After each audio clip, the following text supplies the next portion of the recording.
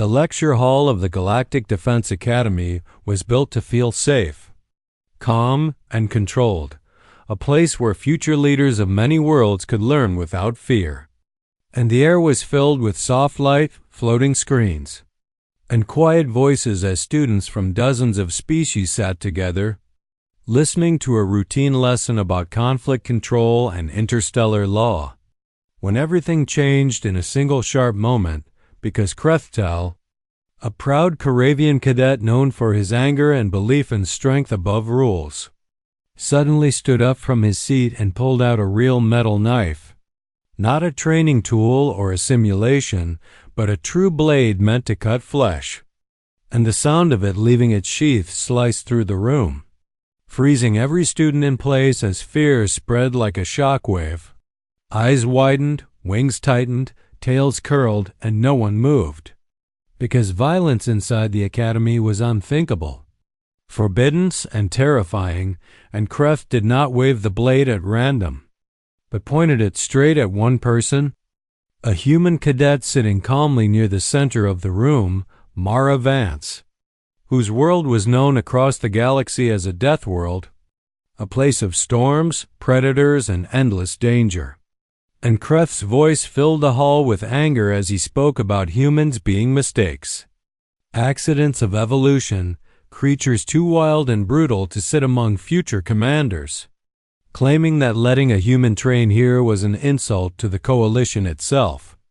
While the instructor, a floating Thalaxi scholar who had never seen real violence up close,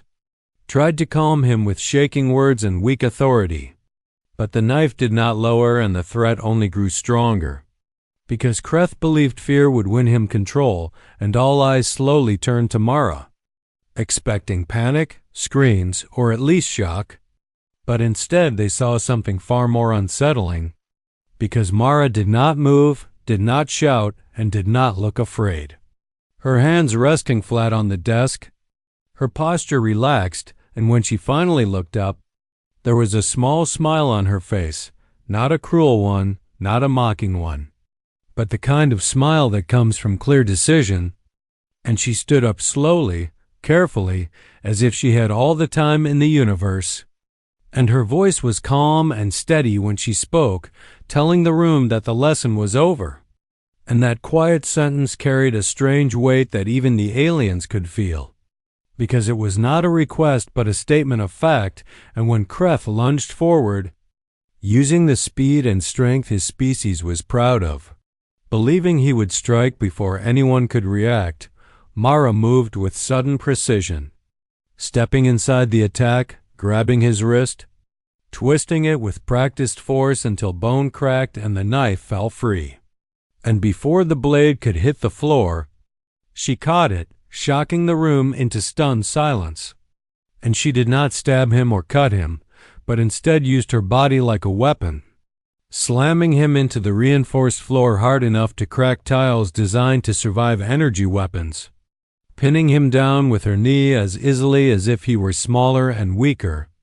while he struggled beneath her in disbelief and pain. And she held the blade near his throat, not to kill, but to make him understand. And her words were quiet and clear as she reminded him that he had pulled a knife in a room full of future war leaders and had chosen a human as his target. And that choice, she made clear, was a mistake, because humans were shaped by constant danger and did not break when threatened. And by the time Academy security rushed in and pulled Kreth away, broken and screaming, the room was so silent that even breathing sounded loud. And the instructor could only stare at Mara in shock, unsure how to respond to such controlled violence, while Mara calmly cleaned the blade and placed it on a desk like a finished tool, explaining without pride or anger that humans did not start fights but would always finish lessons. And when she sat back down, no one questioned her, because something important had changed in that room, as the other students realized that the human was not a fragile outsider, but something shaped by survival itself. And while the Academy slowly returned to order, far above the planet unseen sensors recorded the event, And far beyond known space, something old and dangerous noticed the signal. Because that single moment of calm strength and controlled force was not just a classroom incident, but the first quiet warning to the galaxy that humanity was present, watching, and ready. 3 weeks after the classroom incident, the galaxy erupted into chaos without warning, as entire border systems went dark almost instantly, leaving the coalition scrambling to understand what had happened. And the human race faced a threat unlike anything they had prepared for, because the attackers were the Velker Dominion, an ancient, cold, and merciless alien empire that believed the galaxy was theirs to control or destroy. And they had been watching humanity for a long time, noting the humans' history of survival, violence, and unexpected cunning, and when they decided to strike, their fleets moved with terrifying precision. Black ships larger than the biggest coalition cruisers appearing in multiple systems at once, armed with weapons that folded space itself and annihilated entire fleets in seconds, leaving behind only silence and smoldering worlds. And panic spread through the Galactic Council as messages from devastated systems arrived, showing burned planets, destroyed stations, and fleets reduced to rubble, while debates over strategy and negotiation filled conference halls. But no one could deny that the Velker were not interested in diplomacy, because their actions were swift, calculated, and final. And human commanders knew there was no time to waste, because retreating would allow the Velker to reach Earth, and humanity could not afford that. So they prepared their ships, their pilots, and their veterans for a war that would decide the fate of their homeworld and all their colonies. And among the humans, Mara Vance was once again at the forefront, standing on the bridge of the UN's Iron Resolve, a warship smaller than most Velker destroyers but engineered for speed, agility, and surprise, and she looked at her crew, a mix of human Deathworld veterans and coalition allies, knowing that each of them understood the stakes. That failure meant extinction, and she spoke to them with calm authority, acknowledging the overwhelming odds while reminding them of humanity's history, the brutal planets, storms, predators, and constant dangers that had shaped them into survivors who refused to yield. And her words carried through the fleet like a spark in darkness, giving courage to those who faced the unknown. And when the first battle began near the star Keller Prime, the chaos was immediate and total, with Velker ships firing weapons that shattered shields and vaporized smaller ships. But human pilots did not retreat, instead flying recklessly close to enemy vessels, using their speed and maneuverability to make themselves difficult targets, while engineering teams on each ship overloaded sensors and weapon systems, turning Velker technology against them in ingenious ways. And boarding teams launched pods that slammed into enemy hulls, tearing through the metal with explosives, and fighting erupted inside the ships in zero gravity, with humans relying on their training, strength, and raw determination, facing alien opponents who were physically superior but lacked the experience of surviving harsh environments and constant threat. And Mara herself led the charge, ramming her ship into a Velker cruiser, locking magnetic clamps, and sending boarding teams into the enemy vessel, while she moved through corridors of smoke, fire, and broken machinery, taking hits but never stopping, shouting orders, and inspiring her crew to continue despite wounds and exhaustion. And the battle raged for hours, with ships exploding in brilliant flashes of fire and debris. And slowly, through clever tactics, fearless boarding, and sheer human determination, the first line of Velker ships began to fall, one after another, until the Armada finally started to retreat. Although the cost was terrible, with half of the human fleet destroyed, many brave crew members lost, and entire worlds left in ruins. And while the victory was incomplete, it proved that humans could face impossible odds and survive, that their ingenuity, adaptability, and refusal to give up allowed them to do what larger, stronger, and more technologically advanced enemies could not, and as the survivors regrouped, Mara and the remaining commanders realized the Velker were not finished, that the Dominion had observed, adapted, and now gathered their entire remaining armada for a final assault on Earth itself. Understanding that the galaxy might see humans as fragile, but in reality they were predators molded by survival, and humanity had learned from every hardship and every Deathworld challenge they had faced. So they would fight, not with fear, but with determination and strategy, using every resource, every skill, and every ounce of courage they possessed to defend their homeworld. And as the fleets moved into position, Mara reviewed the plans, knowing the upcoming battle would be unlike any other, that it would push every human and ally to their absolute limits, and that it would require the same calm, decisive courage she had shown in the classroom months earlier, because now the stakes were not a lesson in a hall, but the survival of an entire species, the fate of countless civilizations, and the defense of Earth, a planet that had not yet seen the full power of humanity when pushed to the edge. And even though the Velker were terrifying in their strength, numbers, and weapons, humans had something they could not destroy. A will forged by nature itself, experience hardened in a world where death was never far,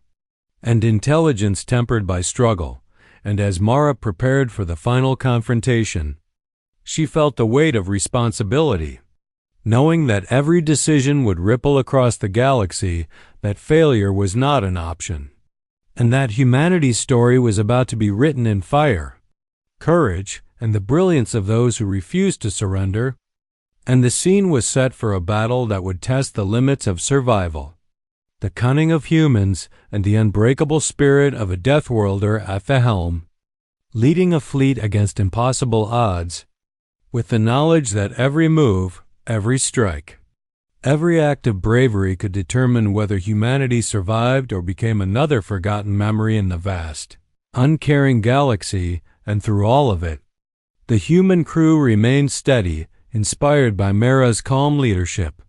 ready to face the storm of alien ships and prepared to turn their desperation into an advantage, using clever tactics, fearless boarding, precise strikes, and unyielding resolve to prove that even when the galaxy thought humans were fragile, they were unstoppable when they fought together,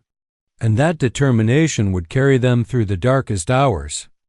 giving the Velker a taste of the same fear and uncertainty that humans had endured and mastered countless times in their history, showing that the smallest,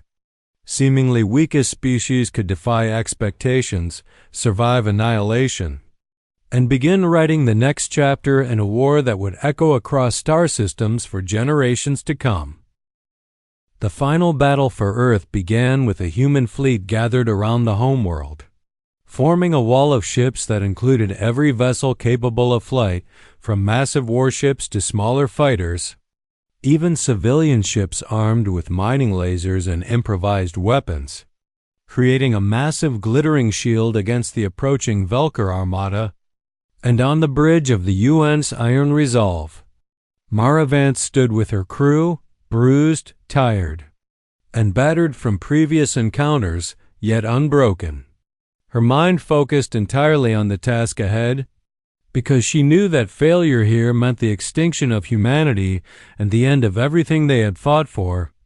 And as the first Velker ships emerged from the folds of space, black shadows that blotted out stars, the human fleet held its ground, refusing to retreat,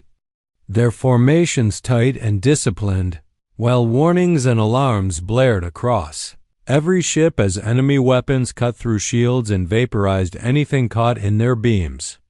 Yet Mara's calm voice carried over the comms, giving orders, keeping crews coordinated, and reminding everyone that their strength was in their unity, that even though the Velker were stronger, their confidence was their weakness. Because humans had no fear of impossible odds, and the battle erupted into chaos. lasers and missiles carving streaks of light across the void, ships colliding, exploding, and breaking apart, and still. Human pilots maneuvered with precision and daring, weaving through enemy fire, attacking from angles that seemed impossible, using tactics learned from the harshest planets and Deathworlds. And Mara led by example, steering the Iron Resolve into the heart of the enemy armada, ramming a Velker battleship and locking magnetic clamps to hold it fast while boarding teams poured into the vessel, fighting in zero gravity, cutting through alien opponents who were physically stronger but lacked the experience of surviving constant threat. And as explosions rocked the ships around her, Mara's voice never wavered, issuing commands that combined strategy, courage, and instinct, ensuring that human ships turned even desperation into an advantage, while her crew responded with the same fearlessness, knowing that the only way to survive was to fight with everything they had. And the battle intensified as Velker capital ships advanced,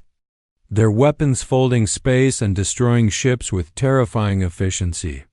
Yet humans adapted, using ingenuity, risk-taking, and unexpected maneuvers to confuse and disable the enemy, turning the Velker's strength against them. And every boarding action, every precision strike,